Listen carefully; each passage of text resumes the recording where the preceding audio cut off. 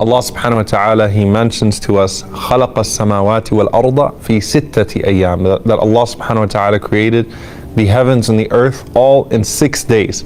Now, obviously, as we said before, Allah subhanahu wa ta'ala really doesn't need 6 days. Allah subhanahu wa ta'ala could simply say, kun fayakun, be and it is.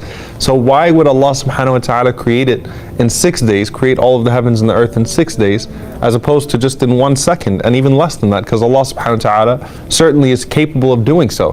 The scholars say there are 2 reasons. Number one, it could be that perhaps the angels were already created, because we don't really know when the angels were created. So it could be that they were there, and Allah subhanahu wa ta'ala, to show them His power, He wanted them to see the magnificence of this creation as it came into being. So they would see the heavens and the earth, the oceans, the mountains, all of this coming into being in front of their eyes, and and within those 6 days. Some of the scholars, they said that in it is actually a lesson for us as human beings, that Allah subhanahu wa ta'ala wants to teach us one of the most beloved qualities to Him, which is at-ta'anni, which is taking things strategically, slowly, gradually, planning things out properly. So we learn from that to be gradual when we do things, and to do things properly and with ihsan and with excellence. The Prophet ﷺ, he said that Allah subhanahu wa ta'ala, He started the creation on the day of Saturday, and Allah subhanahu wa ta'ala finished on the day of Friday, which is the best of all days. And that's why the Prophet ﷺ, he said that we as an ummah, as a people, were guided to the day of Friday because it's the best of those days. And so on the day of judgment, though we were the last ummah, we were the last of the nations, we will be the first to stand and the first to come forth in front of Allah subhanahu wa ta'ala. Now, after Allah Azza wa Jal created these, the heavens and the earth, we also completely reject this idea of Allah subhanahu wa ta'ala needing to rest or needing to relax. Allah Azza wa Jalla says, مَا مَسَّنَا مِن لُغُوب, that we were not overtaken by any form of fatigue, any form of tiredness. In fact, Allah subhanahu wa ta'ala says, وَالسَّمَاءَ بَنَيْنَاهَا بِأَيْدٍ وَإِنَّا لَمُوسِعُونَ, that we constructed the heavens with strength, and we are constantly expanding them. To show the power of Allah subhanahu wa ta'ala, Al-Khaliq, the creator, Allah is constantly expanding this universe. And this is a scientific miracle, because science tells us that this universe, which is only part of the first of the heavens, is expanding constantly, and in fact it expands faster than the speed of light. And the speed of light, would be over 300 million meters per second.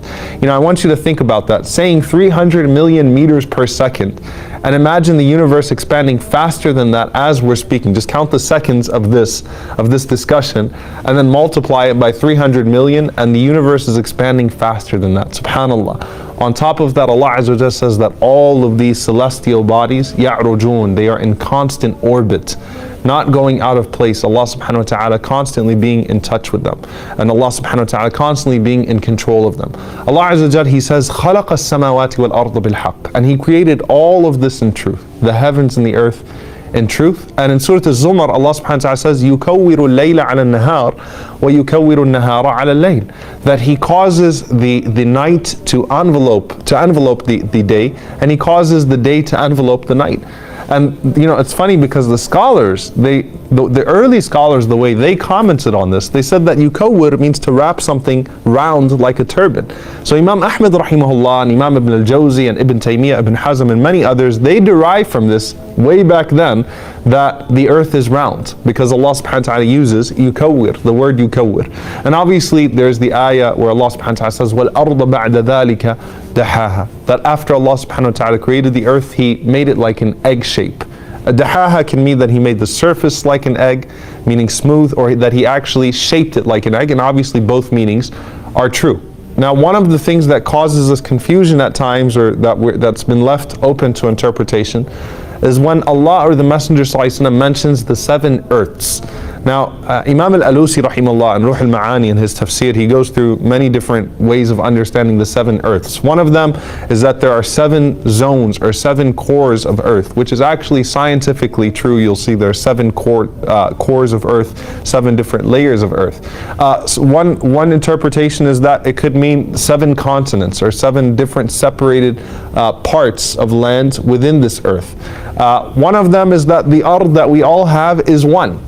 Okay, that all of this, the entire earth, just comprises of one of those 7 earths, and there are other earths and other sets of land that have creation upon them, and that that we are not in touch with, and that we are unable to see. And it's interesting because Imam al-Qurtubi rahimahullah, and it just shows you how the scholars, they always like to take something beneficial from this. Imam al-Qurtubi rahimahullah, he talks about hypothetically if we were able to reach another creation or another group of people that are on another earth or another land that we are unable to see.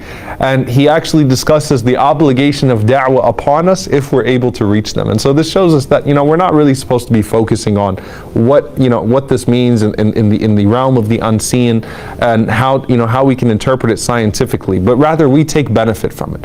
And the greatest thing that we can take from it is that Allah subhanahu wa ta'ala has provided much rizq, much sustenance for us, and He's allotted these portions to us, and Allah subhanahu wa ta'ala has blessed us with much. And that's why, interestingly enough, one of the greatest forms of oppression that we find within the Sunnah is when the Prophet ﷺ talks about someone occupying someone else's land, someone taking someone else's land. Allah Azza wa Jal allowed a people or allowed someone to have a portion of land and someone else takes it. And that's where we find the mention of the 7 earths. The Prophet ﷺ says, "Man akhadha min al-ardi shay'an bighayri haqqihi," that whoever takes a piece of land from someone else unjustly, khusifa bihi yawm al-qiyamah. Rasulullah ﷺ said he would be swallowed by the 7 earths on the day of judgment. And subhanAllah, this is a hadith in Bukhari. We find many rulings in the Sharia of taking water from someone's well without permission, or eating an apple from someone's tree, that's hanging over the fence without permission, and so on and so forth, because that's a form of oppression. Allah subhanahu wa ta'ala has allotted certain portions of this earth to us, and we have to be just with that, and we have to thank Allah subhanahu wa ta'ala for that, and obviously use all of that for beneficial things. Assalamu alaikum wa rahmatullahi wa barakatuh. I hope you enjoyed and benefited from this video. If you did, then please do share it. And if you'd like to follow the rest of the series, then please do click on the top box. And if you'd like to see all of the other episodes and the other videos we have to offer, then please click on the box under that. And don't forget to subscribe to the channel for more amazing content.